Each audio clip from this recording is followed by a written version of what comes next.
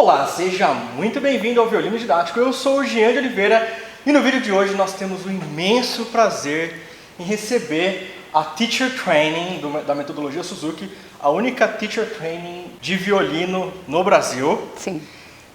Shinobu Saito, muito obrigado muito por aceitar prazer. o convite. Muito obrigado mesmo. E a primeira pergunta, como já é tradição aqui, é perguntar de onde que surgiu essa história de violino? Há longo tempo atrás. Meu pai, uma vez, ouviu uma sinfônica tocar Novo Mundo, de Dvorak. E falou, minha filha vai tocar violino. Que legal. E aí eu tinha, o quê? Uns 4 anos. E estava começando a entrar na moda o método Suzuki no Japão. E aí eu entrei no método Suzuki com 5 anos, mais ou menos, e eu venho tocando desde então. Depois que o pai escolheu o violino para a senhora também se encontrou no violino? Foi amor à primeira vista? Mais ou menos. Mais ou menos. Foi assim, meio que assim, regularidade imposto pelo meu pai. Ele arranjava tempo para estudar comigo todo dia. Uhum. E era aquela coisa assim, às vezes era né? Uhum. Mas ele fez a parte dele sempre, regularmente. E aí, aos 8, 9 anos, entrei em crise de estudo de música de violino, porque eu não lia partituras. Fazia tudo isso de ouvido. Aí, quando eu olhava, comecei a tocar concerto de Vivaldi, e aí havia dedo 1, porque eu só lia números, né? Tinha dedo 1 que eu tocava e não era aquilo que eu queria ouvir. No CD tocava outra nota e dedo 1 que eu fazia, tocava nota diferente. Para quem não está se situando, o concerto lá menor de Vivaldi começa na 3ª posição. E para quem está aprendendo só por números e o dedo 1, acho que é o primeiro dedo lá na 1ª posição. Exatamente. Então, o que aconteceu? Eu não consigo tocar concerto. E aí, houve uma mudança de enfoque. Eu fui estudar com um professor tradicional, e o professor tradicional falou assim, você não sabe ler? Absurdo, você está tocando nesse nível de violino, você não sabe ler? Agora você está proibido de tocar qualquer coisa de memória. Aí foi para o outro lado, eu não sabia fazer nada, porque eu fazia até então tudo de memória. Tudo aprendia de ouvido e fazia. Então foi para outro lado, enfoque, e estudei por mais uns 2, 3 anos. Aí meu pai, né, decidiu emigrar para o Brasil. Então ali, quando eu cheguei, claro, não sabia falar um A em português. E meus pais não tinham conhecimento de alguém que fizesse música nessa ocasião. Então fiquei uns bons 4, 5 anos sem tocar violino. E um dia, olhei alguém carregando caixa de violino. Estava passando na rua, vi, eu fazia aquela atividade, tocava isso aí. E aí é que começou a me dar vontade de voltar, e quando eu contei isso para minha mãe, falou assim, bom, você se vira, porque eu não sei onde que você pode arranjar aulas de violino. Eu falei, tá bom, eu vou atrás. Entrei na orquestra do Leon Kanievski, e onde foi bem legal, porque o maestro era muito legal, tinha muito conhecimento musical, me ajudou bastante a encarar o meu estudo de violino. Uhum. Aí entrei na Fundação das Artes, São Caetano, e aí eu descobri que o Paulo e a Bruna também vieram de lá, mas nós somos da primeira turma. A primeira turma da Fundação? É. Que legal, que legal. Isso quantos anos a senhora tinha? Eu já tinha 20 e poucos anos. Que legal. Aí eu encontrei o meu marido lá. Nós casamos no palco da Fundação das Artes. Que legal. Para quem não sabe, o marido da senhora Shinobu, professor da Unicamp de piano, é o Rafael dos Santos, excelente professor. Arranjador. E arranjador, e multitarefas, pai Suzuki. Exatamente. E está nos assistindo, inclusive, dando risada. E quando que veio esse start, quero, desde o início, para começar, a ideia com o violino era ser profissional, ser professora de instrumento? Não, a ideia no início era ser músico de orquestra. Músico de orquestra. É. E aí eu estudei para ser músico de orquestra. Nós fomos para Londres, casamos e fomos para lá. E moramos 4 anos. E aí onde eu estudei violino. Quando eu cheguei lá, minha professora tinha estudado na Rússia. Chegou para mim e falou assim, toca a escala para mim. Eu nunca tinha estudado escala. Com quantos anos isso? Já tinha mais de 25 anos. Nunca estudei porque meu professor nunca pediu. Ele falou para mim que as escalas é para estudar nos concertos. Que eu discordo hoje completamente. Você se prepara com a escala para poder tocar o concerto, não o contrário. Toda vez, então, foi sofrido estudar qualquer concerto. Aparece arpejos e não sei o quê, que eu não sabia. Tem que estudar tudo de novo, do zero, a cada música nova. Cada música, exatamente. Então foi assim, e aí na hora que eu estudei, lá em Londres, foi assim, um prazer muito grande de estudar e conquistar. Tudo que eu não tinha feito aqui no Brasil, porque foi assim, bastante, vamos dizer, não metódico meu estudo de instrumento, assim, foi tudo assim, muito instintivo, né?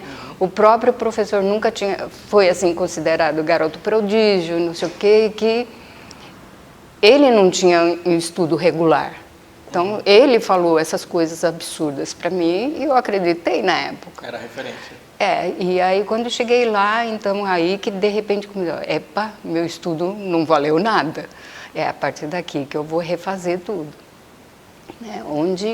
Como a gente já estava casado, não sei o quê, e aí a gente tinha que ganhar um pouco de dinheiro para poder sobreviver, porque o dinheiro que a gente levou acabou nos primeiros 8 meses, porque o dólar estava abaixando lá e aquela coisa toda. E aí eu comecei a dar aula de violino para a colônia japonesa, que era bem grande.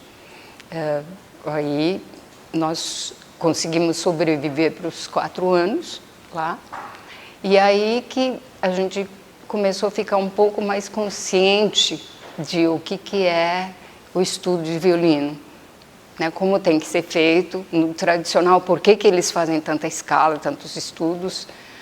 E quando eu voltei para o Brasil, aí a irmã Maria Wilfried, quem descobriu o método Suzuki aqui no Brasil, foi para minha casa para dizer: você foi aluna Suzuki, a gente está querendo descobrir um monte de coisas, você tem que ensinar para a gente o que é que se faz no método Suzuki.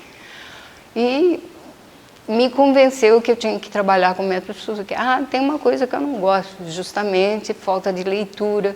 Mas nessa ocasião, os americanos já estavam começando a elaborar um monte de livros auxiliares, suplementares, para ensinar a leitura, porque os americanos também começaram a perceber, as crianças sabem tocar bem, fica devendo na leitura, eles poderiam ler bem, né? E aí estava começando, e aí todos os professores que tinha aqui no Brasil que queria introduzir o método Suzuki não tinha conhecimento. E eu, como tinha vivido o método um pouco mais, então talvez eu conhecesse um pouco mais. Mas como aluna, não como professor, que faz uma diferença brutal. Mas, assim, aí, a partir do começo da década de 80 e pouco, até 90 e mais ou menos, nós fazíamos reuniões regulares em Santa Maria, em São Bento do Sul, Florianópolis, para discutir o que eu descobri. Descobri uma borboletinha para colocar no arco, para visualizar, que não sei o quê. Descobri espuminha para colocar. E assim foi. Toda a descoberta a gente compartilhava para o benefício do método Suzuki, né? Na época tinha a professora Hildegard, que morava em Curitiba, onde o marido dela era regente de orquestra, que precisava de músicos que entrassem na orquestra jovem. E ela também ela foi estudar nos Estados Unidos. E aí teve várias pessoas assim que traziam assuntos diferentes, novos, para melhorar o método Suzuki. Aí em 92 nós fomos para os Estados Unidos para morar lá, para meu marido fazer o doutorado. Aí eu fui junto e felizmente foi morar numa cidade que tinha uma escola Suzuki enorme. 600 alunos na escola. Caramba! E aí os meus filhos entraram lá para ter experiência, que foi assim muito positivo. Enquanto morávamos no Brasil, morando em Campinas, eu era a única professora de método Suzuki. Então meus filhos tiveram que ter aula comigo. E não foi feliz a experiência, né? Toda vez que tinha dificuldade, eu, mãe, não consigo, aquela coisa toda. Aí quando nós fomos para lá, aí eles tiveram outra experiência de não fazer aula com a mãe, primeiro.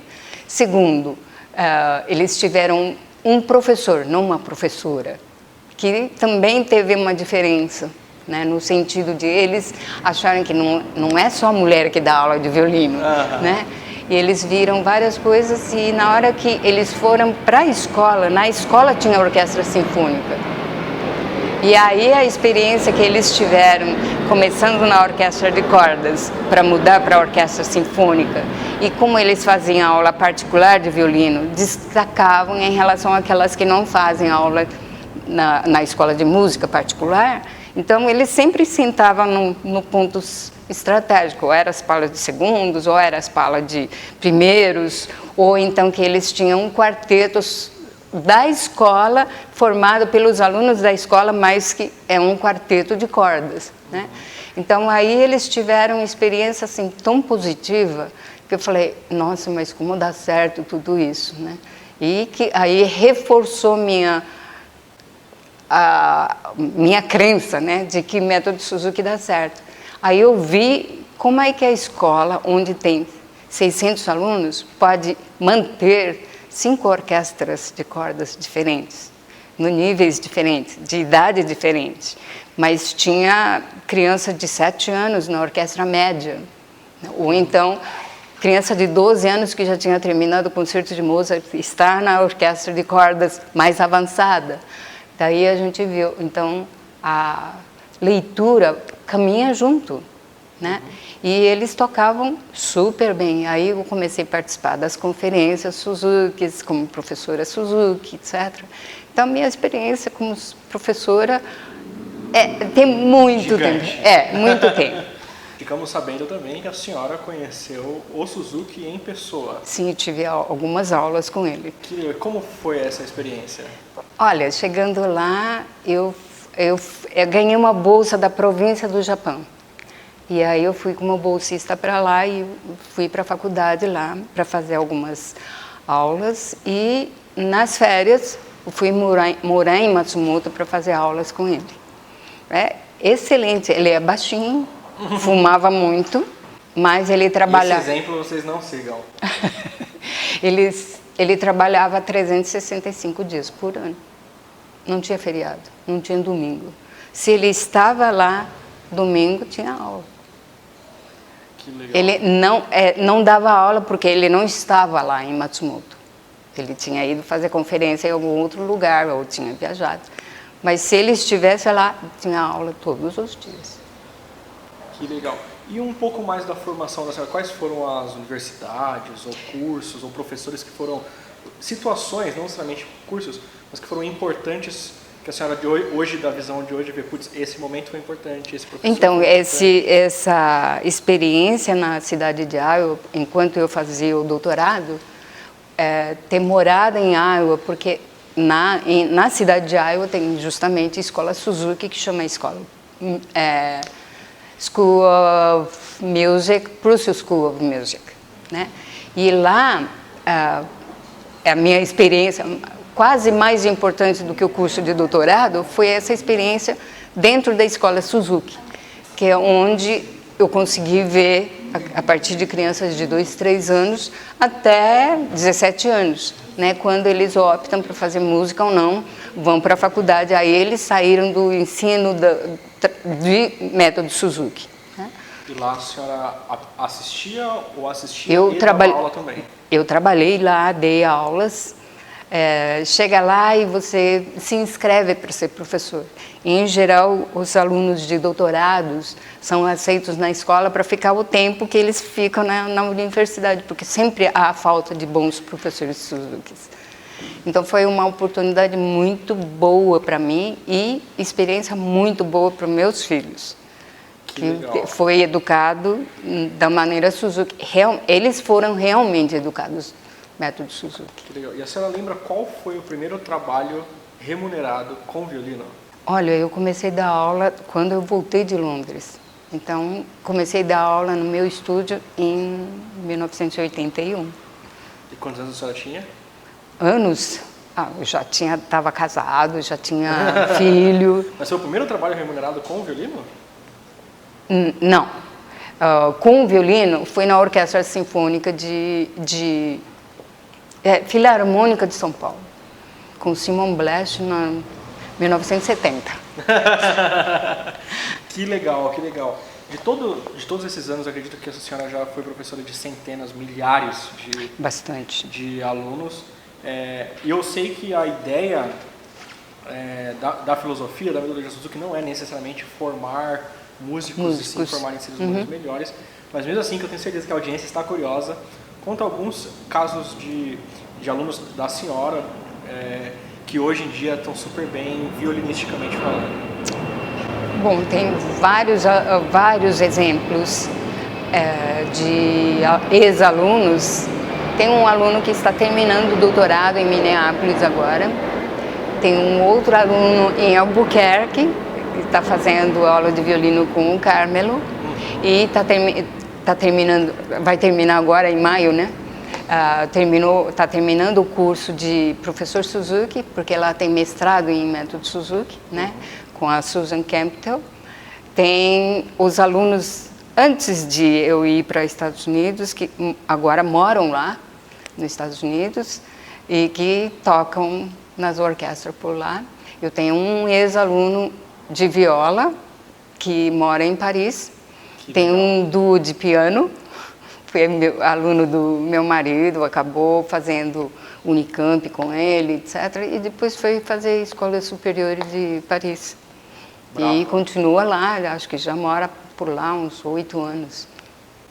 E sobre a metodologia Suzuki, quais pontos a senhora destacaria que são mais importantes e que, independente de quem está assistindo, se é aluno, se é pai, se é professor, pode propor isso, levar isso para a sala de aula? Acho que o que é mais importante para mim no método Suzuki é que nenhuma pessoa, antes de entrar, tem que ter talento musical especial, ou dom musical. Porque o Suzuki acreditava que todas as crianças falam sua língua mãe, que isso é um domínio cerebral de que possui talento. E esse talento tem que ser desenvolvido através do ambiente, através do ensino, o contato das pessoas. Então, no método Suzuki, em qualquer lugar que você vai, não existe prova para entrar, que acho que é importante. E outro aspecto diferente do talento ou do dom musical é a ajuda dos pais. Eu acho que é importante sempre ter uma pessoa que assessora o estudo em casa. Porque nós entramos em contato com o aluno uma vez por semana, talvez 2 vezes, né? Uma aula em grupo, uma aula individual. Então, 2 vezes e muito rápido, vamos dizer, uma meia hora de aula. E quem faz o estudo acontecer em casa é sempre com alguém que cuida dessa criança, que no caso, a gente acha que são os pais. Que é uma coisa importante hoje em dia, porque a educação está sendo terceirizada pelos pais, para a escola, para babás, e o que a gente vê é que essa educação não dura. A babá pode ir embora, a escola pode mudar, né? Então, quem que é responsável pela educação, boa educação dos os filhos, são sempre os pais. Muitos professores tradicionais têm uma relutância sobre a metodologia Suzuki, às vezes sem ter absolutamente nenhum conhecimento prévio por reproduzir o que ouviu do professor, do professor. E eu gostaria que a senhora falasse por que a senhora acha que isso acontece, o que fazer para que não aconteça. Muitas vezes essas opiniões vieram realmente por falta de conhecimento, né? O método Suzuki nos Estados Unidos já tem mais de 40 anos e sempre iniciou o método dentro da universidade, porque o professor que foi assistir a aula lá no Japão já era professor universitário. Então ele levou todo esse conhecimento para a universidade e começou a acontecer como curso de extensão para os alunos dentro da universidade. Então, mas para que eles dessem aula, no caso? Sim, os alunos adiantados ou alunos da universidade trabalhar com o método Suzuki.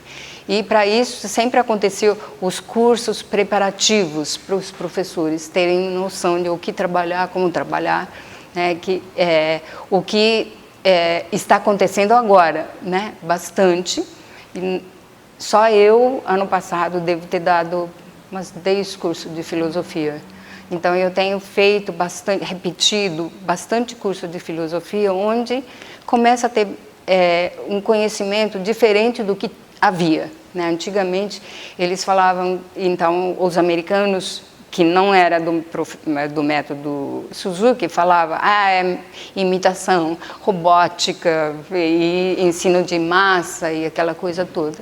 E que os professores que ouviram falar isso adotaram essa opinião, né? Sem ter visto como é que é.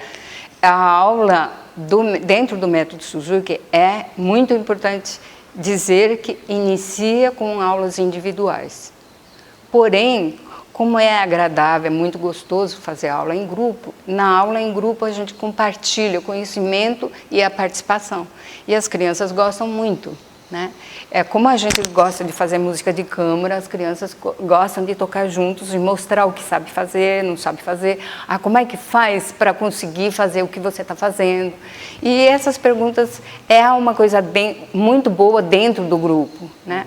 Na hora que começa a exibir e mostrar, só eu sei fazer, aí é ruim, mas enquanto está compartilhando, acho que é uma boa atividade, né? E as crianças que não fazem esse tipo de atividade em grupo, tem mais ou menos vida curta no estudo de instrumento. Dura mais ou menos mais uns 1 ou 2 anos e vai desistir. Então, a gente tem que fazer os pais entenderem que a atividade em grupo é importante e que faz sentir que tem mais pessoas que tocam, né? Porque o que acontece aqui no Brasil que tem muito menos pessoas, em proporção, muito menos pessoas tocando violino ou instrumentos eruditos, vamos dizer, e que na hora que a gente está segurando o cacho de violino, você toca isso?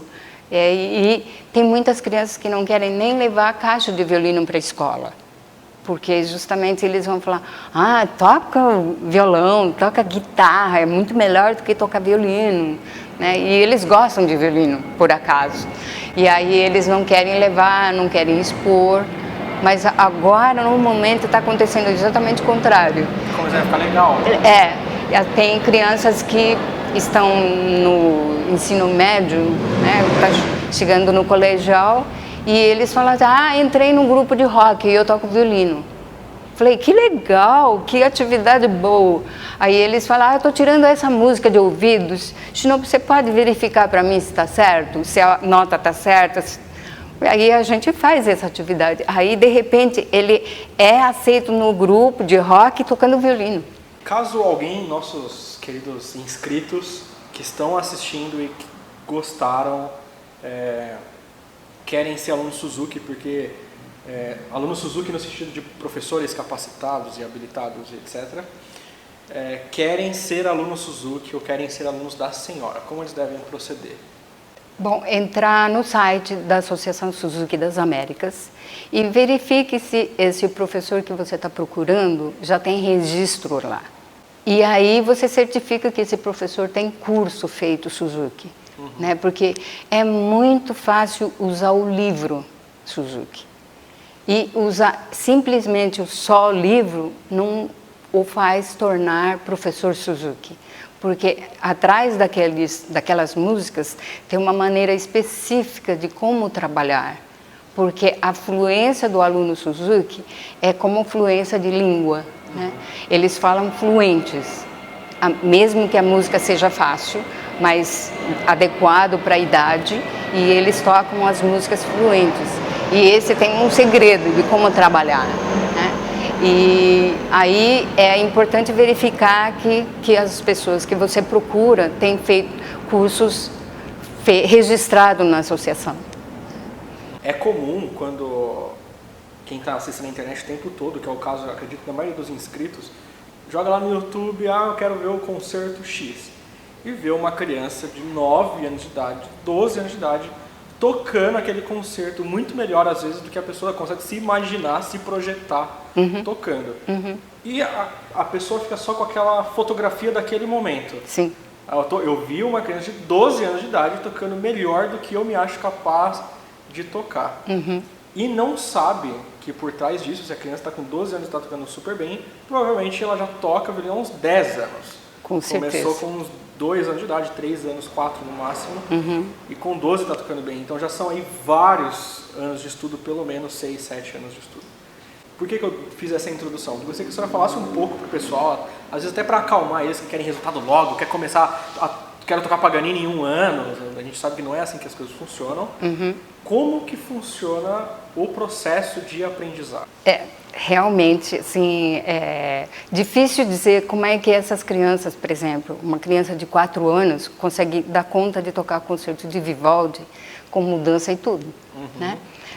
Mas o que precisa entender é que essas crianças provavelmente ouviram desde a barriga da mãe. Literalmente, a gente não está brincando, é literalmente. E aí quando nasce, essa música está no ambiente, eles estão ouvindo. Então aí, essa música não é alguma coisa estranha, que eu vou estudar, vou tocar na hora que eu decidir. Eles já conhecem a música. O que eles precisam é ferramenta para poder executar essa música, né? Então, o processo não veio ontem. Nem na semana passada e nem no mês passado. Essa música é uma música conhecida de tal forma que eles conseguem reproduzir cantando. Não sabe tocar, mas sabe reproduzir cantando. Aí, nesse caso, na hora que a gente dá ferramentas adequadas para executar, eles fazem isso em menos de 1 mês, ou perto de 1 mês, né? E aí a gente fala muitas vezes que, essa criança é prodígio. E o fazem isso que a gente se refere é de conseguir tirar algum som do violino com alguma qualidade, não tocar o concerto de Vivaldi, não tocar o Paganini. A gente está falando de outra coisa. Fazer as coisas elementares como qualquer pessoa. E isso é feito com muito elogio. Como quando a gente começa a balbuciar M de mamãe, a gente fala assim, olha, já está falando mamãe. E quantas vezes a gente pede para a criança repetir? E a criança não cansa e repete várias vezes, até que realmente a gente ouvir a criança falar mamã, mamã. Pode ser mamã de alguma coisa, não necessariamente ser mamã de mamãe, né?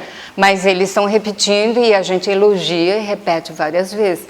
E no momento que dá essas ferramentas de pronúncia de palavras diferentes, essas crianças vão pegando. E eu tenho um exemplo de criança com 5 anos, começou comigo com 2,5, com 4 anos ele veio tocando o concerto de primavera de Vivaldi, só que em Lá maior, porque ele tirou de ouvido, mas essa criança ouvia esse concerto desde 1 ano.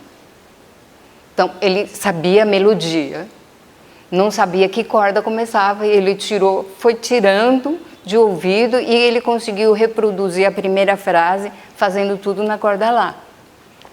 E aí, quando ele chegou para mim tocando, eu falei assim, só que esse concerto você pode começar na corda Mi. Daí, na hora que ele começou a tocar na corda Mi, abriu um sorriso enorme, porque era a nota que ele queria ouvir. E ficava coincidentemente na mesma altura. E aí, foi essa a descoberta que ele fez, né? Mas foi tudo de ouvido. Com 4 anos, ele não estava lendo nenhuma nota ainda, mas tudo através de ouvido. E quando a gente fala de não estar lendo, talvez vocês não estejam entendendo, é porque dentro da metodologia Suzuki entende-se que a fala vem antes da escrita, jogar futebol vem antes da parte técnica, e a mesma coisa, tocar vem antes de você aprender aqueles símbolos todos. Sim. Última pergunta, mas não menos importante. Sim. O que a senhora achou do violino didático? Eu gostei bastante do que eu vi e gostei bastante que ele pede para todo mundo ver e rever mesma parte várias vezes, porque no método Suzuki nós usamos da mesma forma. A música que aprendeu na primeira aula, a gente vai fazer por pelo menos uns 4, 5 anos. Mesmo as crianças estando no concerto de Vivaldi ou tocando concerto duplo de Bach, a gente descobre que o primeiro ritmo que a gente fez estão lá. É exatamente essa repetição que faz eles entenderem, opa, já fiz. E eu sei fazer aquilo, com outras notas, mas o ritmo é o mesmo. E aí, o jeito de eles encararem a dificuldade fica na forma diferente. Tá difícil agora, mas eu consigo. Sim. Né? Na hora que ele fala, eu consigo resolver, 50% do problema já foi. Porque ele encara o problema, não fica assim, falando, eu não consigo fazer. É bem diferente a atitude. E essa atitude que faz as crianças aprender, irem cada vez mais para frente, mesmo tendo uma certa dificuldade técnica ou melódica, né? E o enfoque mais importante para mim, nessas horas, quando eles já estão tocando um pouco mais, não é só dificuldade técnica. Sim, dificuldades melódicas. Como é que essa criança vai resolver essa parte? A gente auxilia sim, mas muitas vezes eles vêm com soluções bem diferentes do que a gente imagina e aplicável. Então é isso. Isso serve também para vocês que acham que vão assistir todos os vídeos. Vou pegar o final de semana, vou maratonar todos os vídeos do canal e vou sair tocando. Não é assim que funciona. Como no livro Suzuki vai ficar, às vezes, anos no mesmo livro ou anos na mesma parte do livro, os vídeos é a mesma coisa. O vídeo diz como segurar o arco. Jean, mas eu já toco.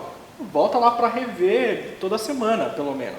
Será que está realmente tudo no lugar? Jean, eu já sei manter o mesmo ponto de contato. Mas dependendo do jeito, tem como você manter o mesmo ponto de contato e ainda assim o arco está torto. Então, será que realmente está no lugar? Então, reveja sempre todas as coisas. Isso. E quando não estiver conseguindo alguma coisa, ou o som não está satisfatório, como eu estava mostrando durante o curso de filosofia, a gente enfoca um problema onde não tem. E o problema está no outro lugar. A gente está achando que a mão esquerda que não está funcionando, muitas vezes não é a mão esquerda, talvez seja a mão direita, que eu sei que estou segurando certo, mas às vezes ele está um pouquinho torto e não faz aquilo que você está esperando fazer. O som está feio. Quem produz o som? É a mão esquerda ou a mão direita? E questionar que lado que está errado. E descobrir isso e rever de novo a parte do arco justamente por causa disso. Né? Porque o lado do arco é mais difícil de consertar do que a mão esquerda. Porque a mão esquerda a gente ouve que está desafinado. Mão direita, a gente não vê o que está errado. Muitas vezes aqui está tudo correto. Talvez só um polegarzinho que não está certo. Mas é cuidar e descobrir que lado que está errado. Então, destinou para a prova violino didático. Sim, prova sim. Muito obrigado. Foi um prazer recebê-lo aqui no canal. Muito obrigada. Saiba que a sua entrevista foi muito pedida. Então, vou citar 2 nomes em especial que pediram. que é a Rafaela, e o Thiago, do violoncelo, Thiago Andrade. Ah, tá. Então, muito obrigado por vocês dois. Vim fazer o curso conforme vocês me aconselharam. Gostei pra caramba. E agora é só incorporar aqui nos vídeos do canal.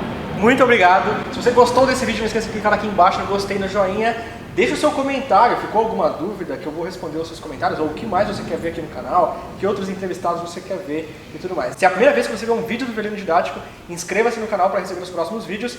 E siga-nos também nas...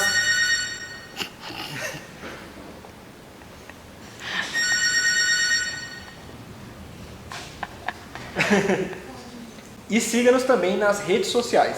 Todos os links estão aqui embaixo na descrição. E se você é aluno Suzuki, compartilhe esse vídeo com os seus amigos que também são alunos Suzuki ou que não são alunos para passarem a se interessar. Muito obrigado por assistir e até o próximo vídeo. Tchau! Obrigada. Muito obrigado, professor.